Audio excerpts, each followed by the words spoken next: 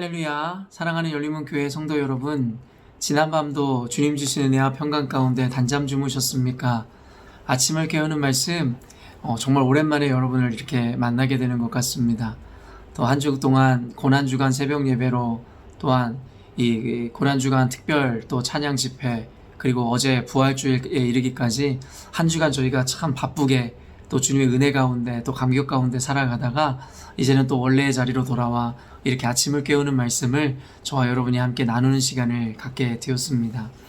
어제 우리가 함께 부활주일 예배를 하나님께 드리며 말씀을 통해 또 우리가 찬양하며 많은 은혜를 누렸을 것인데 부활주일을 지나고 또 첫 이 아침을 맞이하는 오늘 여러분 어떤 마음으로 또 여러분이 마주하는 이 세상 가운데로 나아가려고 각오하셨는지 굉장히 궁금합니다. 느리하게 하지만 우리가 받은 그 은혜들을 믿고 깨닫는 것으로 끝내면 아무런 의미가 없습니다. 어쩌면 깨닫지 못하고 모르는 이들보다도 더 못하다 이야기할 수 있을지도 모르겠습니다.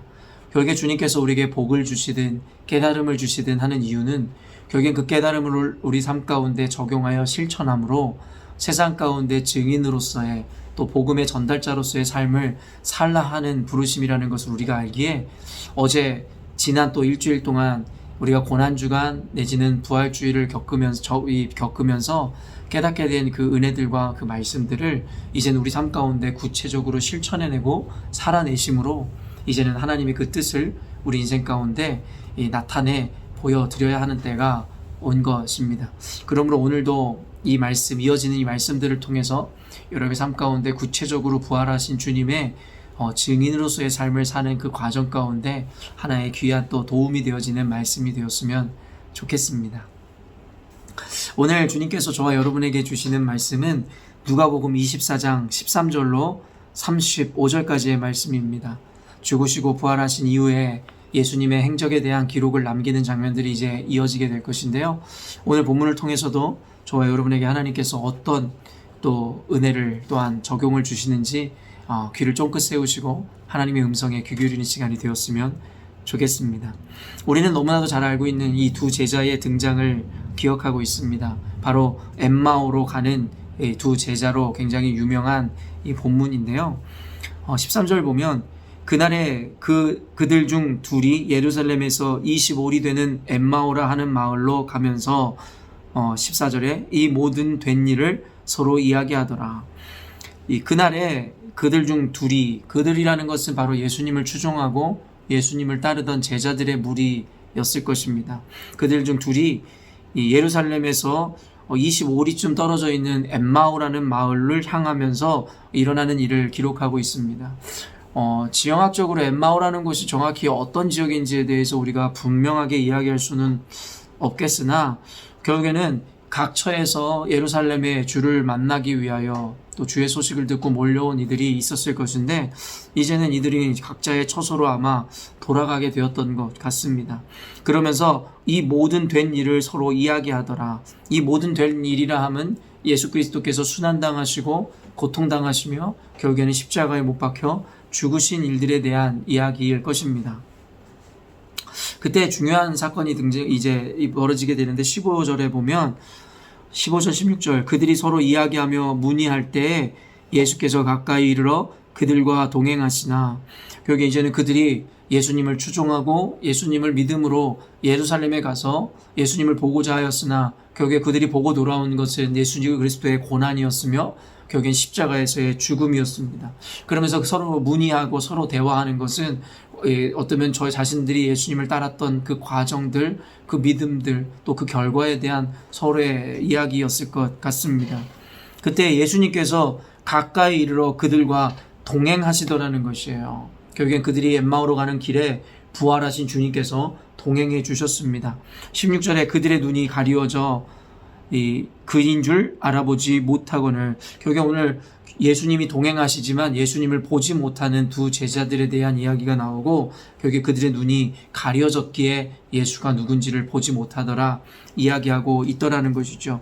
사실은 어떤 학자들은 이것이 단순히 그들이 뭐 어떤 빛에 의해서 눈이 멀었다. 그리고 뭐 그들이 가는 방향에서 해가 비춰오고 있었기에 눈이 부셔 예수님이 누군지를 몰랐다. 이런 너무나 인간적인 어떤 접근을 하는 학자들도 있지만 이것은 그저 말 그대로 기적인 것입니다. 하나님의 의도라는 것입니다. 많은 이들이 때로는 성경을 역사적 사실이라 하여 과학적으로 모든 것을 논증하고 증명해내려 하지만 저는 그와 같은 시도가 그렇게 큰 의미가 있다고 생각하지 않습니다. 주님이 모세가 하나님의 능력으로 홍해를 가른 사건이나 요단강을 건넌 일이든 아니면 여리고성이 무너진 일이든 아니면 예수님께서 5,000명 아니 수만 명의 사람들 앞에서 마이크나 확성기가 없었는데 어떻게 예수님이 그 육성을 그들에게 들려주셨느냐, 이런 이야기들을 뭐 바람의 진행 방향에 따라 그 목소리가 그들에게 들릴 수도 있었니 어쩌니, 이런 어떻게 보면 실증적인 어떠한 고찰을 하고 또한 증명해내려는 시도들이 이어지지만 저는 왜 그런 일들을 자꾸 너무 이 과하게 진행하는지 이해를 잘 못하겠습니다. 말 그대로 기적입니다. 믿음으로 우리가 받아내야지 이것을 아무리 역사적인 사실이라 하여 그것을 인간적인 방식이나 형식으로 모두 이해하려고 한다는 것 자체가 저는 별로 그렇게 유익한 시도라고 생각하진 않습니다. 말 그대로 예수님의 의도에 의해 그들의 눈이 가리워졌으므로 예수님을 못 본 것이지, 햇볕이나 어떤 빛에 의해서 눈이 어두워져서 예수님을 못 구분했다? 그건 너무나 바보 같은 이야기죠. 그리고 오늘 말씀을 보면 알겠지만 예수님이 그들과 동행하였다라는 건 순간적인 착시나 어떤 현상에 의해 못 알아볼 수 있는 그런 류의 것이 아닙니다. 그리고 예수님이 부활하시고 나서는 결국엔 제자들도 예수님을 보고서 예수님이 누군지 몰랐거든요. 부활하신 이후에 우리는 이전과 같은 형태로의 모양을 갖추고 있다 생각하면 안 됩니다.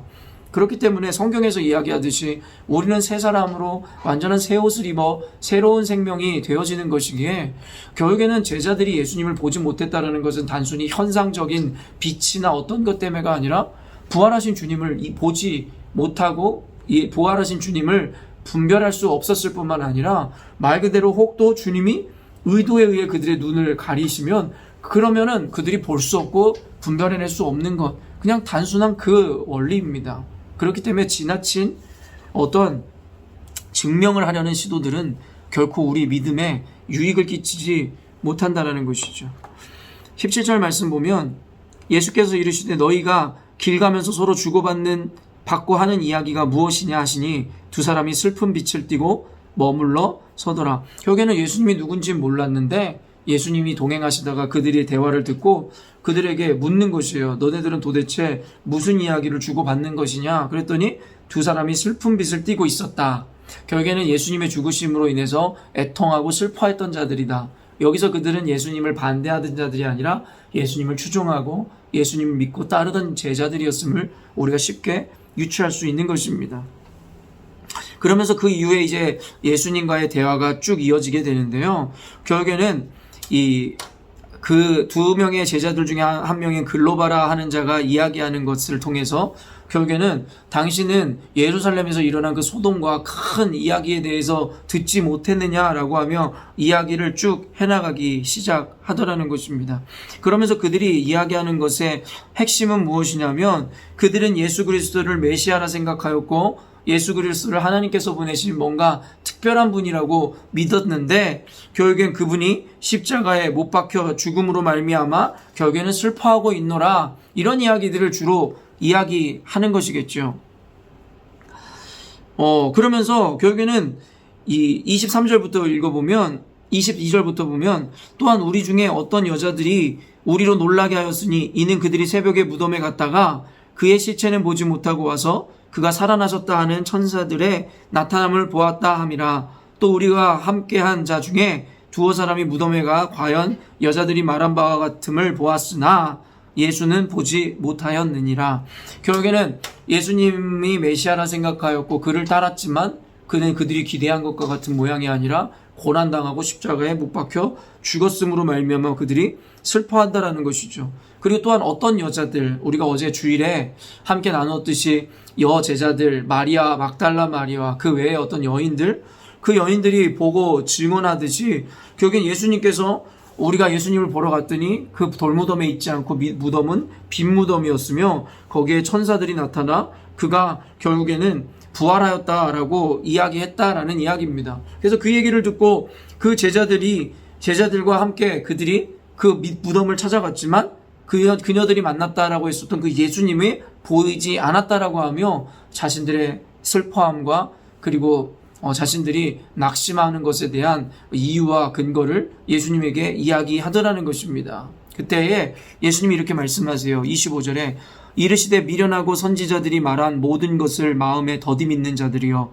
그리스도가 이런 고난을 받고 자기의 영광에 들어가야 할 것이 아니냐 하시고 이에 모세와 모든 선지자의 글로 시작하여 모든 성경에 쓴 바 자기에 관한 것을 자세히 설명하시니라. 결국엔 그들 역시도 예수님의 제자였고 예수님을 추종하는 자들이었습니다. 그러나 그들 역시도 말씀을 기준으로 믿고 기다리고 기대하는 믿음보다는 눈에 보이는 것으로 인해서 자신들의 믿음이 이 장악을 당하고 보이는 것에 의해서 믿음을 저버리는 자들 중에 한 명이었는지 모르겠습니다. 그러니까 당연하게 낭망하고 실망하였던 것이죠. 주님을 사랑하였으나 주님이 부활하여 3일 만에 다시 사실 것이라는 말씀에 대해서는 그들은 마음에 새기고 듣지도 않고 믿지도 않고 있었음을 보여줍니다. 어제 우리는 부활주의를 보냈습니다. 부활하신 주님을 믿는 신앙은 우리 기독교인들, 그리스도인들에게는 굉장히 중요한 것입니다. 예수 그리스도의 부활이 없었다면 우리에게는 새 생명도 죄사함도 영생도 주어질 수 없었을 것이기 때문입니다. 그렇기 때문에 이 부활 신앙을 붙잡을 때에라야 세상에 나아가서 우리를 두렵게 하고 우리를 유혹하는 일들 중에서도 당당히 그 유혹들, 그 두려움을 떨쳐내고 예수를 믿고 그리고 말씀의 기준대로 살아갈 수 있는 근거가 되는 것, 그것이 부활입니다. 말 그대로 이 제자들과 같이 예수 그리스도를 믿기는 사랑하긴 하였으나 부활에 대해서 그 믿음이 분명하게 세워져 있지 않다면 이와 같이 보여지고 나타나는 것에 의해 실망하고 낭망하고 슬퍼할 수밖에 없다라는 것이에요. 그런 이들을 예수님께서 꾸짖어 말씀을 다시 강론하시기 시작했다라는 것입니다. 그러므로 예수님의 부활을 믿는 우리들이라면 세상을 살아가면서도 우리 눈앞에 두려움과 절망의 순간들, 때로는 가능성의 유혹으로 인해서 교회를 떠나고 말씀을 저버려야 하는 유혹들이 있을지라도 부활하신 주님에 대한 믿음, 다시 오실 주님에 대한 믿음이 확고하다면 우리는 눈에 보이는 것으로 인해서 두려워하거나 낭망하지 말고 가능성의 수많은 유혹 가운데서도 우리가 유혹에 당하여 말씀에서 떠나지 않고 그 믿음이 진짜라면 우리는 오직 주의 말씀을 기준으로 한 길을 흔들림 없이 살아갈 수 있을 것이라는 것입니다. 엠마오로 가는 이 두 제자를 통해서 우리의 믿음을 점검해 보아야 할 것이며 우리 안에 분명한 부활하신 주님에 의한 믿음 그리고 다시 오실 주님에 대한 믿음이 있다면 이 제자들과 같이 보이는 것, 현상적인 것으로 인해서 낭망하고 슬퍼함을 결정하는 것이 아니라 여러분은 눈에 보이는 것을 뛰어넘어 현실 너머에 있는 주님의 약속하심과 예수님께서 성취하실 그날을 믿는 믿음으로 오늘을 그리고 눈에 보이는 현실을 뛰어넘어야 할 것이라는 것입니다. 그러면서도 이 제자들이 부활에 대한 분명한 믿음과 확신을 갖지 못했지만 이 제자들에게는 또 놀라운 믿음 내지는 그들에게는 좋은 태도가 있었습니다. 28절 그들이 가는 마을에 가까이 가매 예수는 더 가려 하는 것 같이 하시니 그들이 강권하여 이르되 우리와 함께 유하사이다. 때가 저물어 가고 날이 이미 기울었나이다 하니 이에 그들과 함께 유하러 들어가시니라. 결국에는 그들에게는 두 가지 중요점이 있었습니다. 한 가지는 바로 말씀을 듣고 깨닫는 은혜였습니다. 말 그대로 예수님이 말씀하셨음에 그 제자들에게 성경에 있는 풀이들과 선지자들의 이야기들을 해주기 시작할 때 그들이 그 말씀을 듣고 귀가 열리기 시작했다라는 것입니다. 여러분 이것은 어떻게 보면 되게 단순한 것 같지만 예수님의 말씀을 듣고도 귀가 멀어 영적인 소경이고 맹인인 자들이 얼마나 많습니까? 우리에겐 예수님께서는 흔한 기회들을 주셨습니다. 설교자들을 통해서 수많은 메시지를 통해서. 그러나 진리를 듣고 그리고 봄에도 불구하고 우리는 믿으려 하지 않고 깨달으려 하지 않습니다. 그런데 이 두 제자에게 소망이 있음은 말씀을 듣고 깨닫는 은혜가 있었다라는 것이에요. 물론 본질적으로는 그 은혜도 하나님이 주시는 것이기에 우리가 어찌할 수 없겠으나 결국엔 이 제자들에게는 말씀에 대한 이해와 또한 더 나아가 사모함이 있었다라는 것이에요. 그래서 그들은 말씀을 듣고 뭔가 예수님의 가르침이 비범하다는 것을 알고 있었고 결국에는 예수님이 그들이 가려고 하는 목적지에 가까이 감으로 예수님은 더 가려 할 때에 예수님을 붙잡더라는 것이죠. 우리와 함께 조금만 더 머물러 달라는 것이죠. 그게 바로 말씀에 대한 사모함을 나타내는 것입니다. 어쩌면 영적으로 무지하여 세상 가운데 존재하는 것들로 인해서 쉬이 두려워하고 신앙을 저버리는 현대 많은 그리스도인들에게 엠마오로 향했던 두 제자가 주어주는 교훈은 단순합니다. 그들도 우리와 같이 믿음이 연약하였고 부활에 대한 확신이 없는 자들이었으나 결국엔 그들이 있었던 것은 무엇이냐, 말씀을 듣고 깨달을 수 있는 은혜, 그리고 둘째로는 그 말씀을 듣고자 하는 사모함이었다라는 것입니다.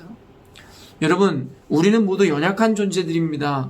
그렇기 때문에 누구도 자신의 신앙을 자신할 수 없는 것입니다.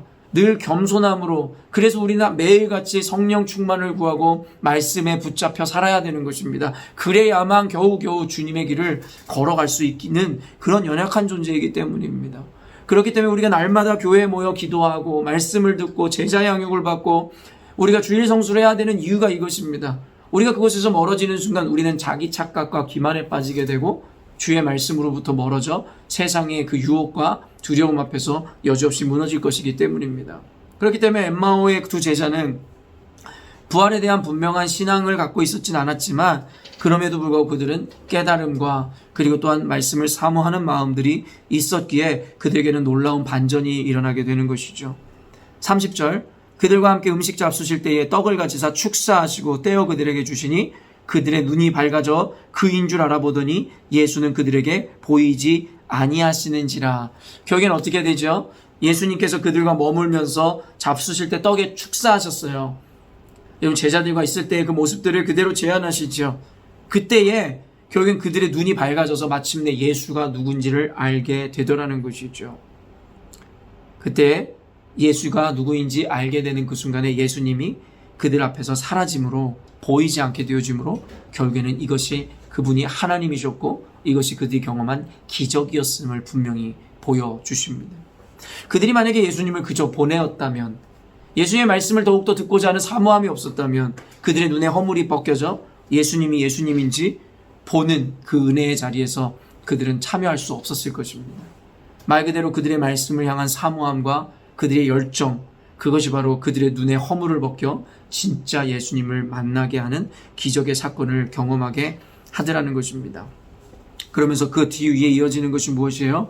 이제는 그들도 결국에는 그 여인들과 같이, 또한 이후에 나오는 말씀들을 보면 나머지 11명의 제자가 경험했던 것과 같이 그 두 제자들도 예수 그리스도의 살아계심과 그 기적을 경험한 예수님의 부활의 증인이 되어지더라는 것입니다. 사랑하는 성도 여러분, 그 이후의 사건은 결국에 그들이 만난 예수님을 증언하고 예수님의 증인으로서의 삶을 살아가게 되었다라는 이야기가 아마 이 이야기의 핵심일 것입니다. 사랑하는 성도 여러분, 우리는 부활하신 주님을 경험하였고 이제는 세상으로 나아가 부활의 증인으로서의 삶을 살라 주님께서 우리에게 말씀하고 요청하고 계십니다. 사랑하는 성도 여러분, 우리가 오늘 말씀을 통해서 때때로는 부활하셨지만 그 부활하신 주님에 대한 믿음이 흐려지고 세상의 유혹과 두려움 앞에 여지없이 무너지려 할 때마다 엠마오로 가는 두 제자를 기억하심으로 결국에는 말씀을 사모함으로 어떻게 해서든 그 말씀의 자리, 예수를 가까이 하는 자리를 늘 지키고 사모하려고 노력하셨으면 좋겠습니다. 그리고 결국에는 그 사모함과 여러분의 열정이 말씀을 깨달음의 은혜를 주실 것이고 그 깨달음과 그 은혜로 말미암아 여러분은 세상을 넉넉히 이겨낼 수 있는 은혜를 경험하게 될 것입니다. 이것이 바로 부활하신 주님을 믿는 신앙, 또한 말씀을 사모하는 자들이 세상에서 갖추게 될 능력이며 또한 우리에게 맡겨진 사명을 완수할 수 있는 하나의 버팀목 그리고 근거가 될 것입니다. 여러분 모두가 엠마오로 가는 두 제자를 통해서 말씀하시는 주님의 음성을 들으심으로 늘 하나님의 말씀을 사모하고 주님 앞에 열정을 다하여 모이기를 힘쓰고 주님 앞에 머물기를 힘쓰는 자들 되시기를 주님의 이름으로 축원합니다. 함께 기도하겠습니다. 살아서 역사하시는 주님, 부활하신 주님을 우리가 맞이하였고 이제는 첫날이 되어 이제는 주님께서 우리에게 가라 하시는 세상을 향하여 나아가려 합니다. 주님, 우리의 믿음이 늘 한결같으면 좋으련만 엠마오로 가던 두 제자와 같이 때로는 예수님의 살아계심을 또한 다시 오실 주님에 대한 믿음을 공고히 하지 못함으로 세상을 두려워하고 세상의 유혹에 유혹당하여 교회를 멀리하고 하나님을 떠나는 순간들이 종종 있음을 고백합니다. 그럴 때라도 엠마오로 가던 두 제자의 태도를 통하여 다시금 상기하여 주님을 사모함으로, 말씀을 사모함으로 우리에게 얻어질 그 유익과 그리고 우리 가운데 경험되어질 그 기적들을 바라보게 하여 주시옵소서. 우리가 하나님 앞에 또한 세상에 보내신 그 사명과 목적을 이루는데 당당히 승리하는 삶을 살기 위해서는 오직 말씀이라는 기준이 필요함을 봅니다. 오직 말씀 외에는 우리를 거룩하게 할 수도 없으며 말씀 외에는 우리로 하여금 그 믿음을 공고히 할 수 있게 하는 수단이 없사오니 하나님, 우리로 하여금 말씀에 붙잡힌 바 늘 주님 앞에 거하는 충만의 삶을 살게 하여 주시옵소서. 그러므로 세상을 두려워하지 않게 하시고 세상에서도 평안을 누리며 끝까지 주님 주신 사명을 완수해내는 우리 열린문교회 성도들 되게 하여 주시옵소서. 그렇게 하실 주님, 부활하신 주님의 그 은혜와 감격을 늘상 누릴 수 있도록 우리 가운데 축복하실 주님을 찬양하오며 거룩하신 예수님의 이름으로 기도합니다. 아멘. 사랑하는 열린문교회 성도 여러분, 부활하신 주님을 만나고 이제는 우리를 부르시는 그 주님의 부르심을 향한 첫날을 우리가 맞이하게 되었습니다. 부활하신 주님의 감격, 또한 부활하신 주님의 증인으로서 오늘도 세상을 살아가실 때에 여러분, 세상 앞에서 주눅들지 마시고 승리자의 삶으로 하나님의 영광을 드러내므로 많은 자들이 주께 구원의 백성으로 돌아오게 하는 축복의 통로의 삶을 살아내시기를 바랍니다. 어제 광고했던 것과 같이 저는 오늘부터 열흘간의 휴가를 떠나게 됩니다.